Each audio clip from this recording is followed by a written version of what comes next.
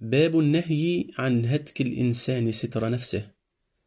حديث أبي هريرة يقول: سمعت رسول الله صلى الله عليه وسلم يقول: كل أمتي معافى إلا المجاهرين، وإن من المجانة أن يعمل الرجل بالليل عملا ثم يصبح وقد ستره الله عليه، فيقول: يا فلان، عملت البارحة كذا وكذا، وقد بات يستره ربه، ويصبح يكشف ستر الله عنه.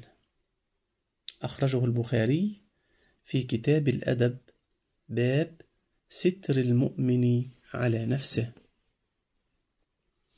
من كتاب اللؤلؤ والمرجان فيما اتفق عليه الشيخان البخاري ومسلم.